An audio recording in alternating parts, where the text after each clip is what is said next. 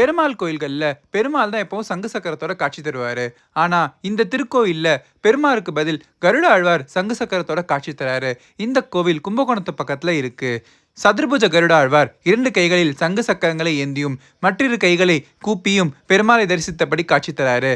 பெருமாள் இந்த கோயில்ல சங்கு சக்கரம் இல்லாம வில்லினை ஏந்தி சயன திருக்கோலத்துல அழகா காட்சி தராரு.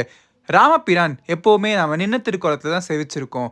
ஆனா இந்த கோயில்ல ராமபிரான் சயன திருக்கோலத்துல காட்சி தராரு. இந்த திருக்கோயில் முன்னரே 1000, 1500 ஆண்டுகளுக்கு மேல பழமையானதுன்னு சொல்றாங்க. அந்த காலத்திலேயே ராமபிரான் வழிபாடு தமிழ்நாட்டுல இருந்ததுங்கிறதுக்கு இந்த கோயில் அழகான ஒரு சான்றா அமையுது. மரகதம் போல ஜொலிக்கும் மரகதவல்லி தாயார், அழகான சயன பெருமாள் மற்றும் சதுர்புஜங்கள், அதாவது 4 திருக்கரங்களோடு கூடிய கருடாழ்வார இந்த கோயில் நாம தரிசிக்க முடியும். காஞ்சி மகா பெரியவர் சந்திரசேகரேந்திர சரஸ்வதி சுவாமிகள் இந்த ஊருக்கு வந்து தங்கியிருந்து இந்த கோயிலோட திருப்பணிகளை தாமே கவனிச்சுக்கிட்டாங்க. இன்னொரு அழகான கோயிலுடன் நான் உங்களை சந்திக்கிறேன். அது வரைக்கும் குட் பை.